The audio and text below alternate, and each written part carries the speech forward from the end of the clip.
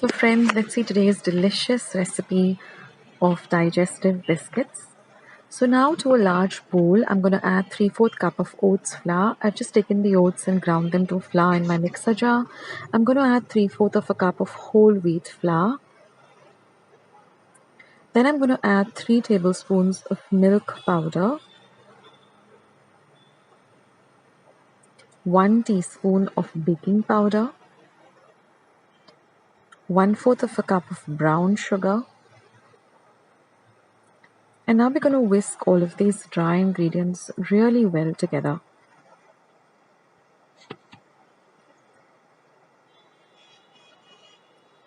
Then we're going to add 1/3 of a cup of butter, which is at room temperature.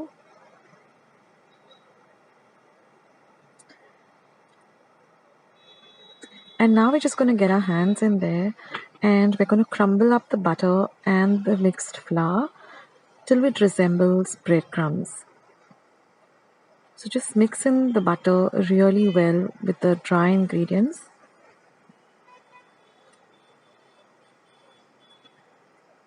And then you get this kind of a crumble or wet sand kind of texture, so that when you hold the mixture together, it all comes together. So now you know you can add the next ingredient, which is milk.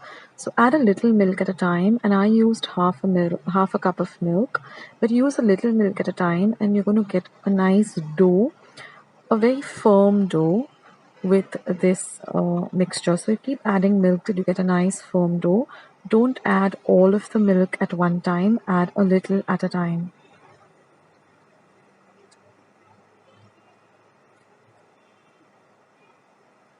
Now you're going to knead this till you get a lovely, nice, firm dough. Now if your mixture becomes too watery, just add a little bit of whole wheat flour or oats flour. And if it becomes very dry, then add a little milk and again knead it. So I'll show you the consistency of the texture we're looking for. It's this kind of a texture. It's really nice and firm, which you can handle with you, easily. It doesn't crumble or break. Now I'm going to use 2 pieces of butter paper or parchment paper, and we're just going to roll it down to about an inch thickness. Now you need to do this because if you directly roll it with your rolling pin, it might disintegrate or break. But if you use this method, then it's much easier. And in between, just lift the parchment paper and again put it back, otherwise it sticks to it and it becomes very difficult to roll it out. So now you can see that I've rolled it out to an inch thickness. And now you can use a round cookie cutter. I'm just going to smoothen it up by just rolling the pin over it once more very gently. And this would be a good time to preheat your oven to 180 degrees Celsius for about 10 minutes. So now I'm going to use this round kind of an object. You can use anything that's nice and sharp and round. We just want to cut even size rounds. So you can go with whatever size you want. If you want smaller cookies, you can go with smaller cookies. Whatever shape you want. You can use any cookie cutter that you generally use. And now we're going to remove the excess dough that's around it. Don't throw that away. You can again reuse it to make these cookies. Just knead them again and then follow the same procedure. And now I'm just going to line my baking tray with some parchment paper, and I'm just going to lay these out, leaving a little bit of space because when we bake them, they do expand a little. So right now I'm making 6, but I totally got about 10 cookies. And now I'm just going to take a sharp matchstick and twirl it around and get these kind of holes, which generally, digestive biscuits have. And then I'm going to bake it at 180 degrees Celsius for about 15 minutes. Let them cool to room temperature. And there you can see how beautiful they look. They're nice and golden brown in color. And this is such a healthy option because we're using oats flour, we're using whole wheat flour. We're not even using sugar, we're going for brown sugar. You can even use a sugar alternative if you're used to using that instead of sugar. And now once they've cooled to room temperature, you can see how beautiful they are. Even the base of it is nice and baked. And I'm going to break them and show you how crispy and amazing it is. It is crispy, and at the same time when you bite into it, it's delicious and really nice. So I'm just trying to focus the camera, and you can see how crispy and crunchy it is, and it's really super delicious. So guys, if you like this recipe, then do leave your comments in the comment section below, and don't forget to give this video a big thumbs up, and please do share my recipes with family and friends. I'm going to catch you soon in my next recipe. See you till then.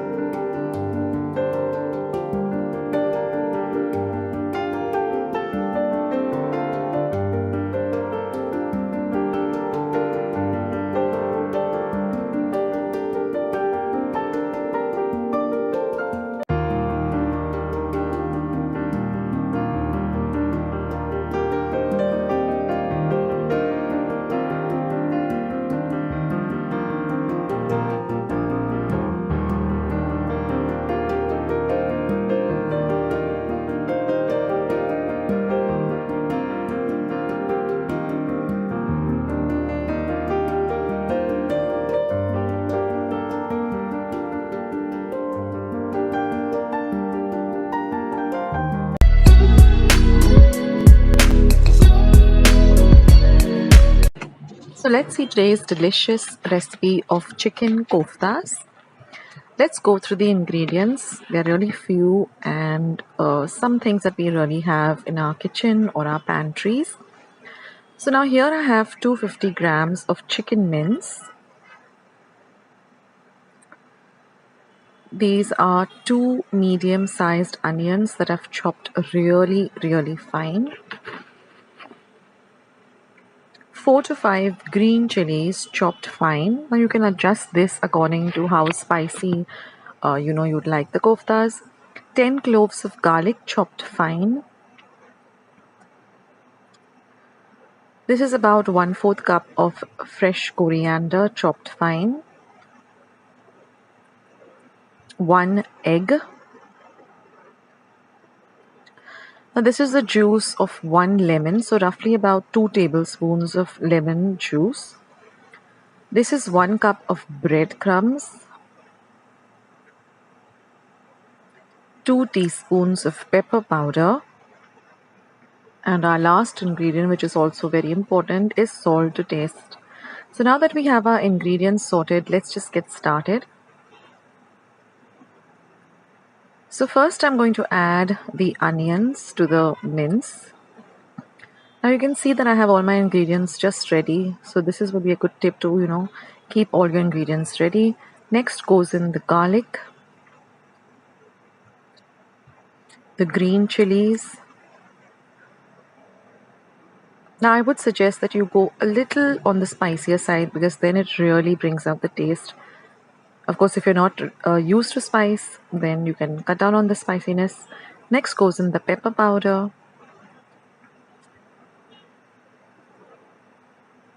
the coriander leaves. Now, one tip is that everything really needs to be chopped very fine, so take your time with the ingredients. Now, some salt to taste.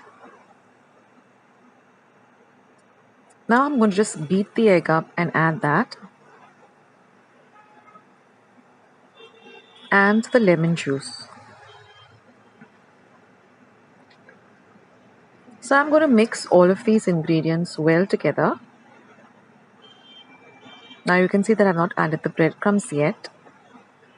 And now I'm going to add the breadcrumbs. Now here I'm mixing it with a spoon, but I prefer, mixing it with my hand because then I come to know, okay, how much breadcrumbs are needed because we want a firm and stiff kind of a mixture.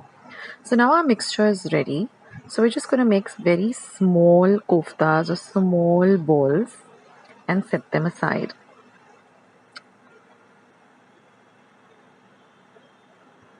So make them very small, don't make them very big.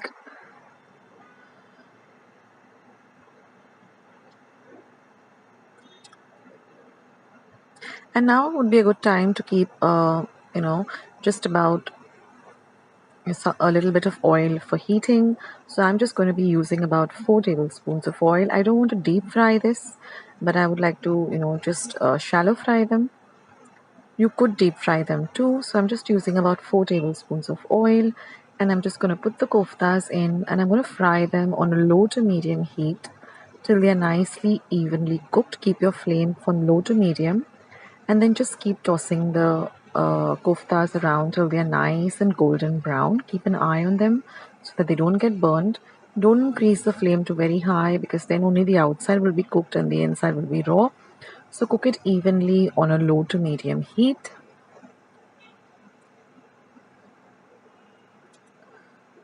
You have to try out these koftas if you haven't already. You can have them all by themselves like a starter, or you can have them with some pulao. The choices are endless. And now you can see that they are all nice and golden brown in color. And what I like to do is I like to drain them on a steel sieve like this, not on kitchen napkins, because that way they remain nice and crispy. If you put them on the kitchen napkins, they do become a little soggy. And that's it, guys. Delicious koftas are all ready to enjoy.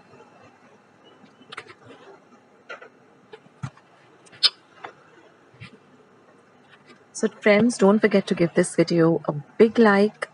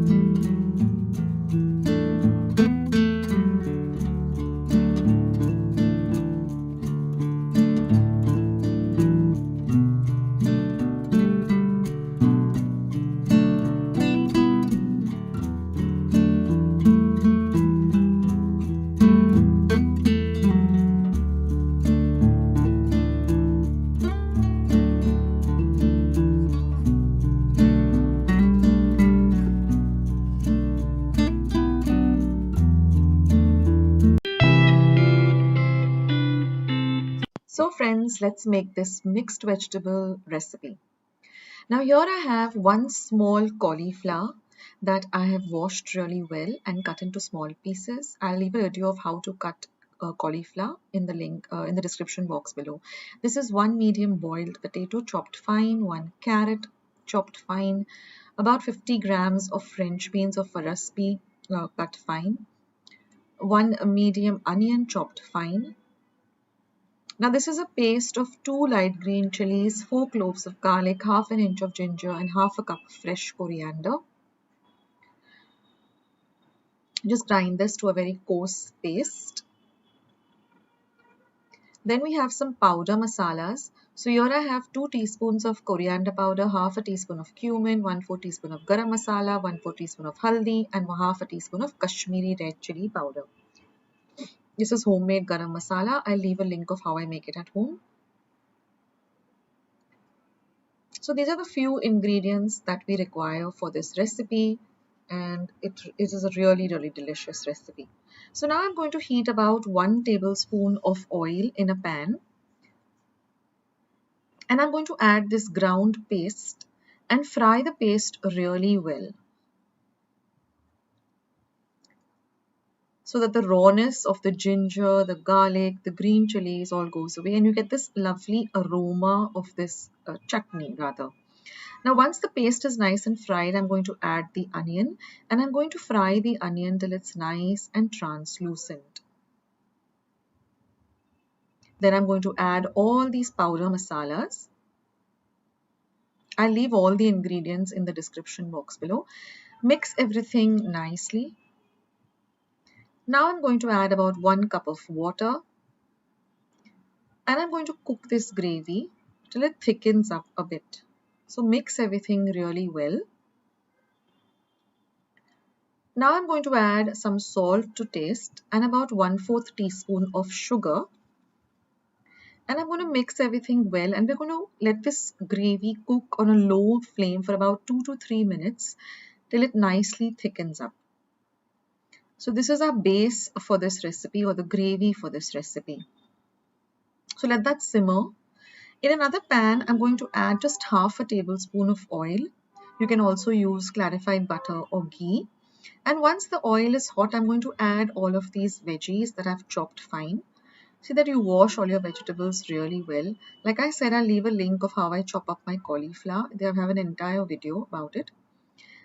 And mix these vegetables really well. Let them fry for about a minute in this ghee or oil. Now I'm going to add about 1/4 teaspoon of haldi powder or turmeric powder, and I'm going to make the flame a little higher from low to medium and fry these veggies till they are a little bit crispy. So continuously stir the vegetables and just fry them till they're nice and crispy. And then you can turn the flame off. Now our gravy has nicely thickened. As you can see, we've been simmering it for about 2 to 3 minutes. And now I'm going to add all of these fried veggies into the gravy. Now what the frying does is that it just brings out the flavor of the vegetables. It makes the dish even more tasty and appetizing. And now mix everything well and just check the gravy for sugar, salt or any other seasoning if you want to add a little more of chili powder. And now we're going to cover and cook this on a low flame for 2 to 3 minutes. And our dish is all ready. All you need to do is just garnish it with some lovely freshly chopped coriander.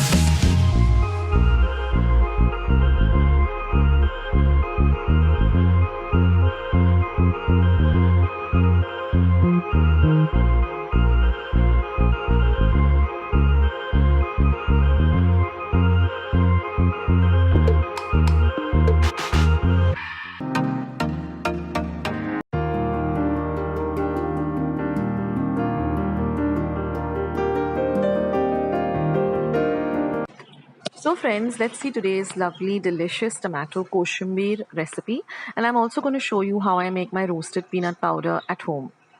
So let's start with the tomato koshambir. Now here I've taken 2 large tomatoes and I've chopped them really fine. I'm going to add this to a mixing bowl. I'm going to add 1 medium-sized onion chopped fine. Now mix the two really well together. Now I'm going to add about half a cup of roasted peanut powder. You can add as per your taste. And this peanut powder also is very easy to prepare. Next, I'm going to add some salt to taste. And I'm going to add about half a teaspoon of sugar. You can add the sugar and salt as per taste. Now mix everything really well together. Now I'm going to give a small tadka or a fodni. So I've taken half a tablespoon of oil, heated it up in a small pan or a cuddler, and I'm going to add half a teaspoon each of mustard seeds, cumin seeds, asafoetida, and turmeric powder. Now I'm also going to add 1 green chili that I've cut really fine, and we're going to fry this green chili really well. We're going to add this tadka or fodni to the koshambir and mix everything really well together. This tadka really elevates the flavor of this koshambir. And just garnish it with some kothambir or some cilantro or coriander leaves. And I like to keep this in the refrigerator, and it tastes really nice when it's served chilled. And this is a great accompaniment to, amti bhaat or some puri bhaji. It's like a nice refreshing salad. It can be had all by itself too. And now moving on to how I make this roasted peanut powder. So I've taken about 2 cups of raw peanuts in a large pan, and we're going to roast this on a low to medium flame, stirring continuously. This took me about 5 whole minutes till the peanuts were nice and roasted. And you'll hear this popping sound as they get ready.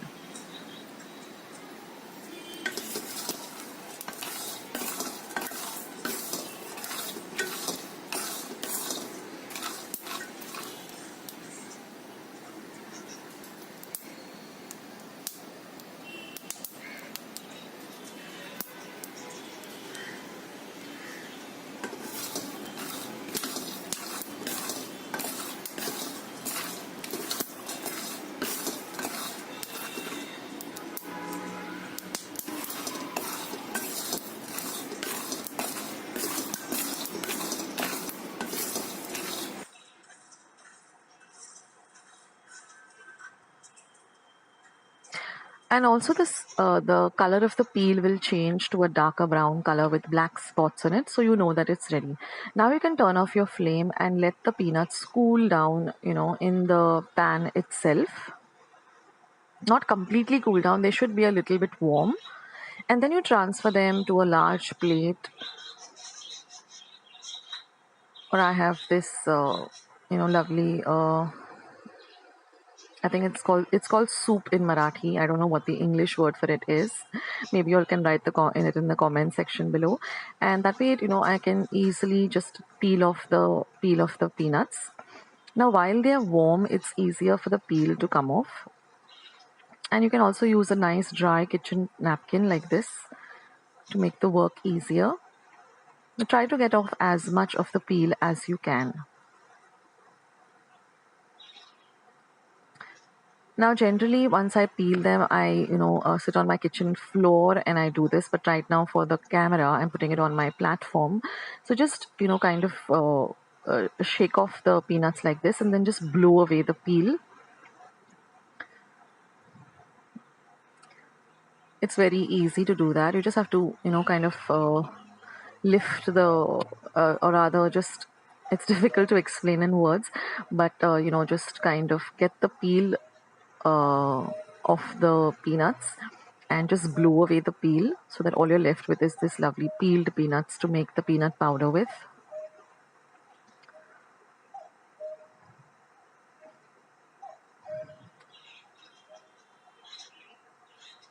And these peanuts, you can, if you don't want to use them in a peanut powder, you can just keep them as a snack, as roasted peanuts. They taste delicious and they're pretty healthy too. So you can do this on your kitchen window, or you can just sit on the floor. That's what I generally do, and then sweep off all the peel. But try to get off all of the peel, or as much as the peel that you can. And I like to make about 2 cups, 1.5 cup of this peanut powder and keep it handy. You can use this for kanda batata rasa. You can use it for sabudana khichdi, sabudana vadas. You can use it to make tir gur. So it has a lot of uses in the kitchen. And I'll link all the recipes that I've used my peanut powder in the description box below. And now once we finished with getting off all the peel, generally I sweep it off the floor, but right now I'm just taking it all off my kitchen platform. And then we're just going to blitz it. You don't want to grind it, you want to blitz it. So you just blitz, stop. And you want a little bit of the peanuts also to be there. You don't want a completely smooth powder. So a little bit of the peanuts, pieces of peanuts, and you're all set to go. And your peanut powder is all ready. So do try out these 2 recipes and let me know how you liked it in the comment section below. Thanks for watching.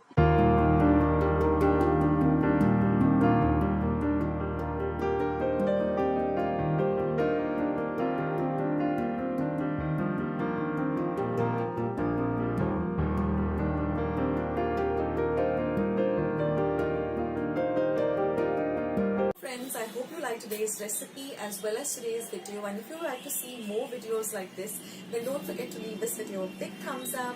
Also, by clicking the thumbs up icon. Also, don't forget to subscribe to my channel and become a part of Akshita's recipes. Once you have subscribed, there is a small little bell icon that will pop up, so just click on that. That way, whenever I put up a new recipe or a new video, you'll get a message for the same. So on that note, I'll say bye and I'll catch you in my next video sooner than you think. This is Akshita saying bye. Take care, stay healthy, stay fit, be kind and loving to one another. So till we meet again, bye.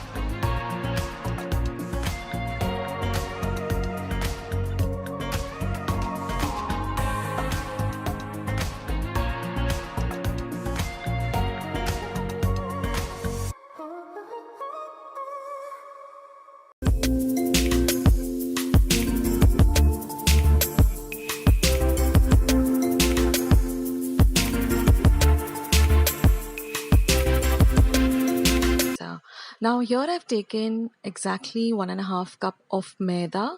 I've also taken 1.5 cup of whole wheat flour, as I'm going to show you both the breads, one made with whole wheat and one made with maida. Now here I have some warm water. I also have some yeast, and I have a little bit of sugar and some warm milk. Now all ingredients with the exact measurements will be in the description box below. Now first I'm going to add the sugar to the warm water. The water should not be hot, but it should be lukewarm. It should be that you can easily dip your finger into it. It should be of that the temperature should be that much, not very hot. So I'm going to now, once the sugar has completely dissolved, I'm going to add my yeast.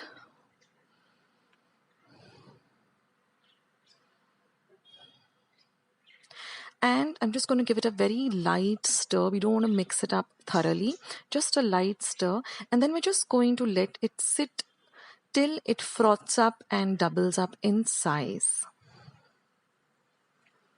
So it should look like this. Now we are going to grate some cloves of garlic, because this is a garlic bread, so we require a lot of garlic. And if you grate it, then you don't get these bites of garlic, and it just blends into the bread very well. Now I'm going to add this grated garlic to both my flours equally.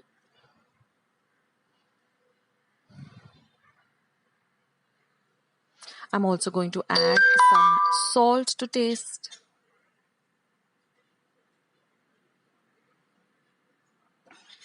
And I'm going to add this lukewarm milk. I'm going to give everything a thorough mix, and then I'm going to add the yeast. First, I'm going to add it to the whole all-purpose flour. So if you are using regular maida, your dough should look like this. It becomes extremely sticky. Don't worry about it. Just keep kneading it and add a little flour at a time. Just dust some maida on top and a little bit of olive oil. You can just put a little drops of olive oil and keep kneading this dough, and eventually you will get this very soft and smooth dough. So this is what we're looking for. And then I'm just going to brush a little bit of olive oil, and then I'm going to cover and keep this aside till it doubles in size for almost an hour. I'm going to do the same process with my whole wheat flour too. Friends, you need to keep this dough aside for at least an hour, because it has to double up in size. Only then will you get this lovely light garlic bread, which will bake very well too. So give this dough an hour to sit aside till it doubles up in size. Now I'm going to prepare the other ingredients that we require for this lovely garlic bread. Now I am using chicken, but you can also use paneer, you can use veggies. So I've just sauteing my chicken pieces with a little bit of pepper, salt, and some herbs. And now here I've just melted some butter. I'm going to add some chopped garlic. I'm also going to be adding some pepper powder, chili flakes, and some mixed herbs or Italian seasoning. We're going to give all of this a nice mix. Now my dough has doubled up and is all ready. So I'm just going to dust some flour on the surface, and I'm going to just knead this dough. Then I'm going to be dividing this dough into 2 equal parts.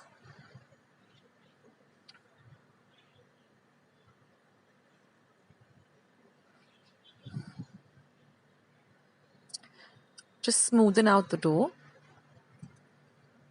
And then we're just going to roll it out. Then I'm going to brush some of this butter mixture that I've prepared. Now onto one side, because we're going to fold this up, so onto one side, I'm just going to add a little bit of the chicken, some jalapenos, and a little bit of cheese. Now you can add whatever you want as a stuffing. Then just seal it up well. I've just greased my baking pan. I'm just going to place it, and then I'm just going to cut it up with a knife, but not, don't completely cut it up. Just the top part of it needs to be cut. And I'm going to do the same thing with the other half.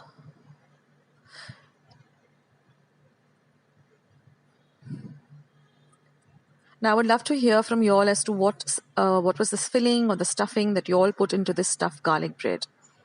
Now sealing up the bread is very important. And then just brush it generously with this butter mixture. Now I've preheated my oven to 200 degrees for 10 minutes. So I'm going to bake this for 10 minutes at 200 degrees and then another 10 minutes at 180 degrees. Just check on the bread because every oven is different. And after about 20 minutes, this is the bread. I'm going to let it completely cool down to room temperature before I cut the garlic bread up. Now I'm just going to use my pizza cutter and just run it through and cut it up into even-sized pieces.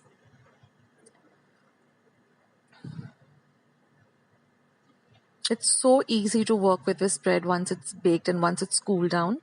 And here it is, friends. You can see the lovely cheese has melted and all the lovely chicken filling and the jalapenos. And you can serve this with some cheese dip or just with some cheese spread, or you can just have it all by itself. So I've repeated the entire process with the whole wheat dough. So you can either make this with whole wheat or you can make it with maida or all-purpose flour.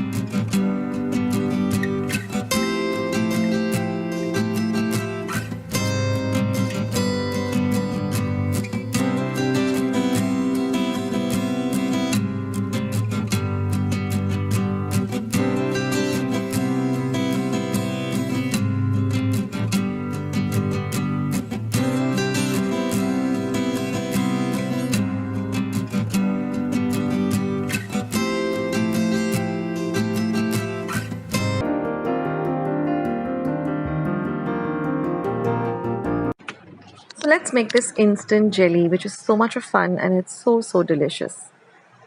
So to a bowl, I'm going to add the instant jelly mix powder. Now you get 2 powders in a packet. One depends on the flavor. So I'm going for the strawberry flavor. And the other is just a white powder. So you mix the two of them together really well. Now you can use any brand of jelly mix powder. Mix the powder very well. It's very important that all of the white gets nicely mixed with whatever flavor you're using. In this case, it's strawberry. So mix it well till there are no big lumps in it. Now to a pan, I'm going to be adding about 200 ml of water.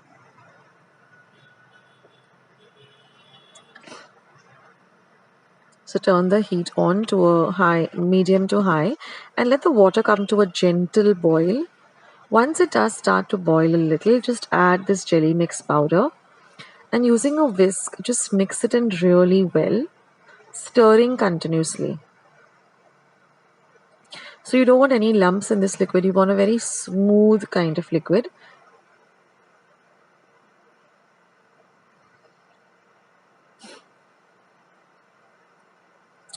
So keep stirring it. And then using a spatula, just keep stirring for another 5 minutes till it starts to thicken up.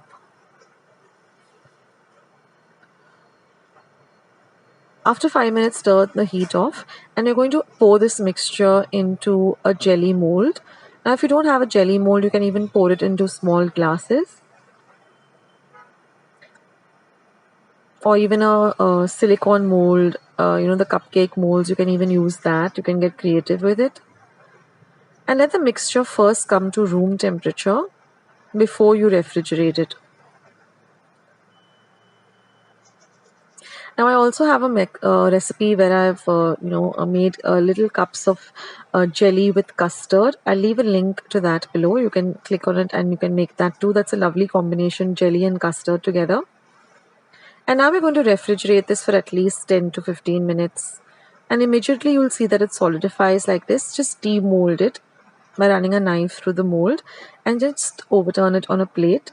And your jelly is all ready. Wasn't that quick? I mean, in this summer, to have this with some lovely custard or ice cream is a real treat. So do try out this recipe, guys. It's super simple and it's really satisfying too. So I'll catch you in my next video. This is Akshata signing off. Bye.